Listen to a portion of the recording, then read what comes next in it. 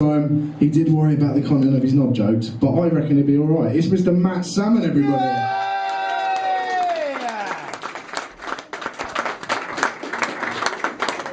Welcome back. He's a pro. Thank you very much. Hello, Cambridge. My name's Matt Salmon. As you might have guessed, it's not my real name, it's a humorous comedy name. Everybody tends to laugh when I tell them my real name, which is Dick Ramsbottom. I want to start before I do my performance by a health and safety announcement. After last month, which was my first comedy performance up here, my wife beat the shit out of me when she found out why 5 different people had asked her why she'd got a pair of tits tattooed on her back. That's not for your health and safety, it's purely for mine. So the wife that gets mentioned in my jokes is not my real wife who I'm happily married to, but a dirty little slut who lives in the back of my brain and helps out. A bit like, what's that lady, Debbie McGee with Paul Daniels and his magic tricks. So as I say, last month was the first time, and I had 37 years to prepare for it, and Coops then asked me if I'd come up again, so I thought, well, I'll have to come up with some new material. So I thought, where do you start? And I think you've got to have a bit of a stage persona. Where do you look? So I thought, I'll look at my comedy heroes. Who do I like? Billy Connolly, bit of a legend. Anyone here like Billy Connolly? Yeah. Frankie Boyle? Yeah? So I've got the Frankie Boyle glasses, and as you can hear the Scottish accent going on. So the next thing is to start with some jokes. And I haven't got a house full of joke books, so I thought, I'll look on the internet. The fount of all knowledge. That was a bit of a mistake. I got Google up and typed in gags. I ended up with 9 phone calls and 32 emails from different companies trying to sell me S&M gear. I wouldn't mind, but the first company I bought off them a gimp mask, a crutchless bra, a PVC skirt and a set of jack boots, so the rest of them were just sexual harassment calls really.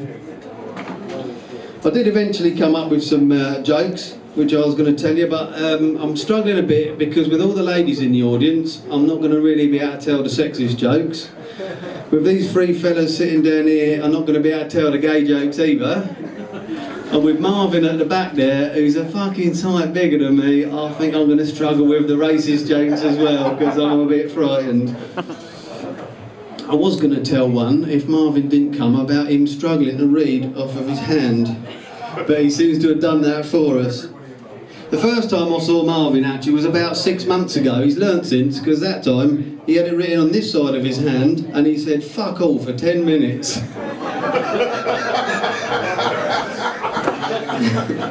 I was speaking to a young lady earlier this week and I said to her, what are you doing the weekend? And she said, I'm doing a performance.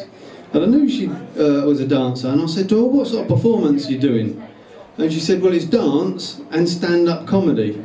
I said, how the fuck does that work? Do you go like this? You should see my mother-in-law, she's a right cunt. Now, I know you probably wouldn't believe this because you'll think I'm about 20, but it won't be long before I'm approaching my 40s and coming up to the midlife crisis, so I thought I'm going to have to do something about it. I'll get myself a lifestyle coach. Now, if any of you come across the concept of a lifestyle coach, it's somebody who's going to get you fit for the rest of your life. Put things in place, all the things you want to do, your dreams, hopes, desires.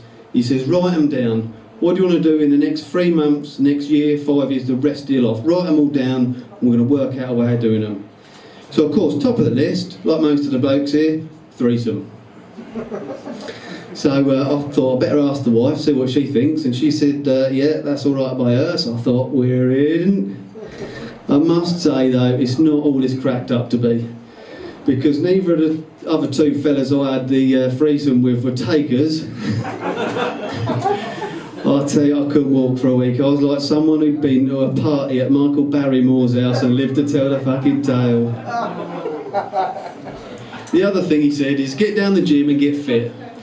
So I went down the Holiday Inn. Anyone know the Holiday Inn at Histon? Have anyone been there? Well, they've got those changing rooms. You've got one for the girls, one for the boys, no cubicles. They're communal change rooms, I think they call them. Well, not having played on the rugby team or anything like that, I'm not really used to that, and I must say I'm not into having some other fat fella sticking his arse in your face while you're trying to put your socks on, or having to say to someone, can you move your cock out the way while I get to my locker? And I did struggle a bit with that, to be fair. And I thought, no, I've got to get a fucking grip on myself here, be a big man, pretend like you're on the England rugby team, yeah? They're doing it all the time, they all share the same gym, they're all wandering around and all this. So I'm going to get with it. The next time I go up there, I'm in the changing rooms. I'll be off in a minute, don't you worry. Go in the changing rooms, I get in the showers, have a shower, get the strides off, slap them over my shoulder, and I'm fucking walking through the changing rooms like Johnny Wilkinson, straight into a 5-year-old girl who's in there getting changed with her dad. Oh, you've never felt so much like a paedophile in all your fucking life. There can't be another place where you can have your cock waving in a 5-year-old girl's face and it's not illegal, is it? Thing is, I think I made a sound, the same sort of sound I made when I was having that threesome, sort of a cross between fear and I don't know what, it just sort of went, the shorts come off straight over the cheeks of my arse and I waddled across like a crab on hot sand to get out of the way. I was so ashamed of myself.